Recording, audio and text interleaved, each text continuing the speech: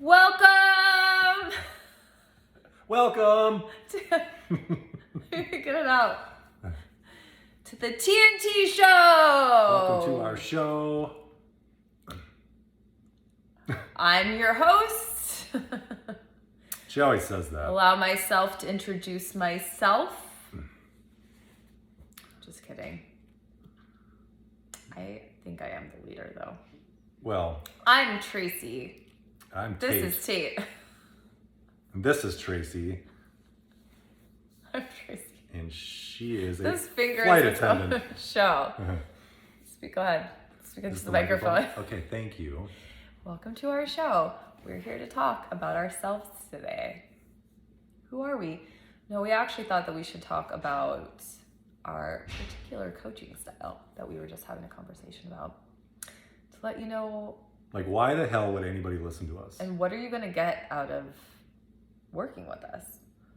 Which, number one, is you're going to laugh. Because we think we're funny. Nobody else does. We do. No, what we were talking about is what we really strive to provide is number one, which I think is the most important, which has always been important for me in anything I've coached on when I was doing spiritual healing, whatever, is that we offer you a really embodied experience, meaning whatever we are preaching, we are doing. We really have made a huge commitment to each other that if it's not something we're practicing, that we either need to get back into practicing and make sure that we're doing it, or it's not something that we are going to talk about. Maybe we're in a phase of being really bad communicators. If so, I am not going to sit here and be preaching communication in the moment. And I think that's just really important. There's so many tools and strategies for whatever kind of healing that you're looking for. So in relationships, there's big names that, people go to, look to, different type of therapies, etc. So all of us are out here essentially doing the same thing, right? We are offering that cultivated information that we have learned and practiced and got certified for and all that shit. But we're giving it to you from our personal experience. So our embodied approach to it is us taking that information, learning it, basically doing the work for you, going through it in real life, and then being able to share it to you through our filter, our experience, how it comes up for us, which is also how we show it really raw and real in our way. Yeah, I look at it like we've all had the boss that didn't know how to do your job, and you didn't listen to them because they didn't know what you were doing. Yeah, right. So for me and for us, I think it's about, if we're going to try to teach something, we better know what the hell we're talking about. And most coaches will think like that, but some, follow a book or follow a rule. And we're not really like that. We're, life changes, it ebbs and flows, things come at us. We experience things differently than, everybody experiences things differently than each other, but we have made this commitment to not only practice these things, but when we actually get through the practice, we embody it. Like Tracy said, we actually integrate the practice, do it with what we're doing. Sorry, my son has diabetes. That's his monitor. No, he's not dying. He's okay. Yeah, he's totally good. Don't let that alarm you. And we integrate it into our everyday lives. So that's first and foremost, is that we say, like, we're walking the walk. A lot of different coaches, not dogging anyone, but I know there's a lot of people out there that aren't necessarily doing that in anything. I mean, it's like you go to the gym and you see the trainer in the t-shirt that says master trainer that's 45 pounds overweight. Well, I guess he's not doing the workout that he gave you, right? That's, or I think it's anything that we look for in life. Like if I'm going to go get my hair done, I'm going to look at the hair of the person who's doing my hair. You want them to be showing up as the thing, right? So that's something that we promise that we do. That's something that we are, is just authentic in that. Yeah. Also, too, we have a commitment to showing up exactly as we are and not trying to come at you as a coach necessarily. There's a whole language of coaching. Can't tell you how many programs I have been through over the years, and we've learned all the words and all the things that we're supposed to say and the way that we're supposed to do it. And I think we just both also know that's not necessarily for us either. We talk how we talk. We talk how we talk to each other, how we talk to our friends and family is how we talk to you, because we're not any better than you. We're not any different than you. We're not above you. We just are exactly you. Maybe just a couple steps ahead because, you know, we decided to go out there and learn some information. And again, we're just here to share that in our own curated way through experience. But we have a commitment to be on that page with you, talk to you just how we talk to each other, which I feel just brings a different intimacy level between us and a different rapport. I know I've been to coaches sometimes that use this big coachy language, and I would kind of feel like they were like sitting up here, and it would be, exactly, really intimidating to speak or share, because I'd be like, oh my God, okay, I know they're supposed to help me through this. This one girl I worked with in particular, I'm like, I know she's supposed to help me through this, but I feel like the second I'm saying this, she's gonna judge me, and she's gonna come at me with this phrase and this word, and then I'd be like even scared to say it, but that's the person that's supposed to help me. So we have a real commitment to just trying to be on the same page as you, because not even trying to be, we are just knowing that that's where we're coming from is you, and just being able to share. A lot of what we do is sharing from our personal experience also, not just sharing the technical tips, which we could all do. I mean, we all could just go read a book too. You could all go read a book, Google and say, how do you do this therapy, right? And it's going to come in this really like technical, black and white, straightforward way. So when we can share from experience and show you real life, like this is how it looked for us, and really to show you that how it looks for us is sloppy and messy. Okay, no one's getting this down really well, especially when you're trying to learn the communication. I mean, it sounds like robot communication, like, you know, how was it for you? How did you experience me in this moment? Well, I experienced you in a blah, blah, blah. I mean, that's like a really robotic, kind of tedious. It does help though, and it does help you start to learn how to hear each other. However, eventually you're gonna develop your own language that really does work to get you, you know, where you want to be and be able to stay there.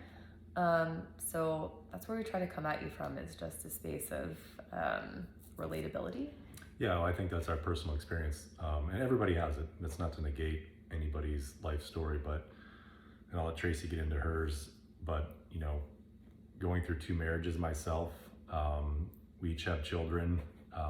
Tracy's mom killed herself when she was younger, so there's a lot of information in these 2 little brains that can come with what you're going through and relate, because we know we're not the only people that have gone through these things.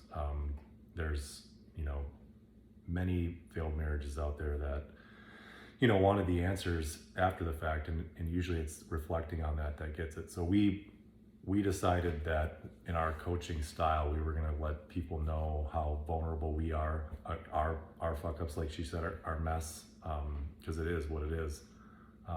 But when you become okay with that, when you become grounded with that, it can help you get to the next level in your current relationship, or the relationship that you want in the future, you know? Yeah, and you know, a thing too that we're really big on is with the honesty is like being able to air our own shames to each other, and being able to share them with clients. That's another thing I know that I picked up on a couple coaches and mentors that I had, the ones that were just really okay to be completely vulnerable with their own experience, that weren't trying to be like, I'm better than you, or I'm whatever than you. I'm really like, hey, well, let me tell you how I did this or said this, or how I showed up out of integrity, or how I did this thing that was just so, you know, felt embarrassing or whatever, blah, blah, blah. So just trying to always come at you with that, like our truth, open to share, really anything and everything that feels helpful and supportive. I think when we're in any kind of trauma in life, you know, especially in relationship, you just feel like you're drowning. You feel like you're suffocating, you're trapped in there. So to be able to have a space that feels safe, and when you can have that felt sense of like, oh my gosh, I'm not alone. Like I'm not in the sinking ship by myself. Other people have been there or are there. I also feel like it's so helpful, or hopeful maybe is a better word. Important. Like, oh, okay. Like it's not just me. Sometimes it feels like that. Yeah, and we're a couple, so we have the ability to give you perspectives from both sides. Sometimes women want to know what a man thinks, and sometimes a man wants to know what a woman thinks. And I'll let Tracy at some point just tell her, but we have sexual trauma in this whole thing. We have I'm a child of a Midwest Catholic, conservative farm family, so there's a lot of things that people might not think are traumas as they get older, but they are. And we can bring all of this stuff with us to help you guys. But as a man, I know it's tough for men to get vulnerable. It's tough for men to start to admit things and start to bring things out. But when you do, it's like the key to life. It's like the secret to. I've never felt so fulfilled in a relationship as I do now, and it's because I told her everything about me. We've been through financial stuff, we've been through, lies, we've been through all sorts of other things that have come up in our relationship, and we know that we're not the only ones in the world that do that. So yeah, so that's a taste of us. Yeah, just a little taste. We're pretty spicy.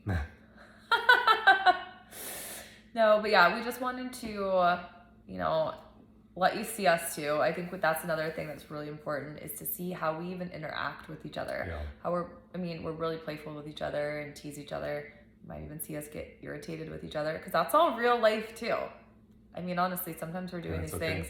He says something that annoys the shit out of me. I was like, really? Is that the advice we're giving? No, I'm not giving that advice. You keep that one to yourself. But yeah, just showing we are real. We are you. And yeah,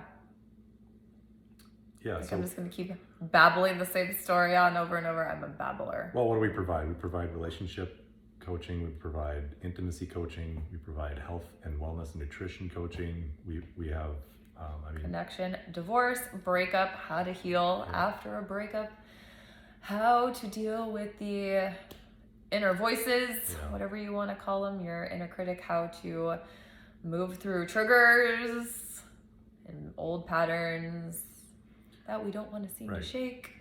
So if you feel stuck, if you feel like you're at this crossroads in a relationship where maybe the communication isn't great, maybe the sex isn't great, maybe we lost the fire to even go out to eat together.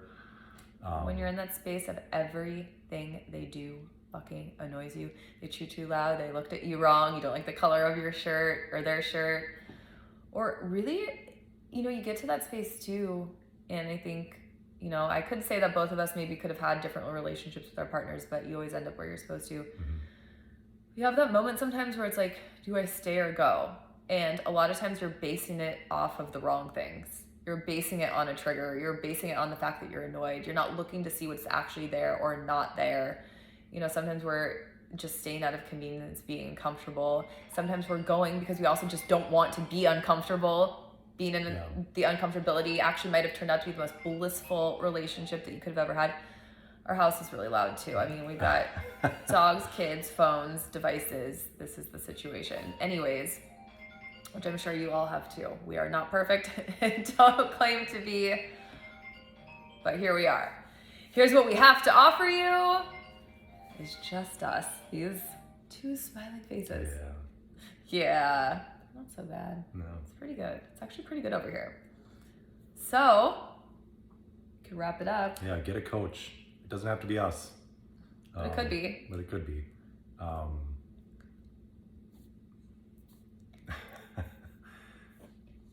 Yeah. Yeah, babe. Yeah, babe. All right. Thank you for coming to my show. Thank you for coming to our show. The T and T show. Tracy's show. Tracy's show. Bye.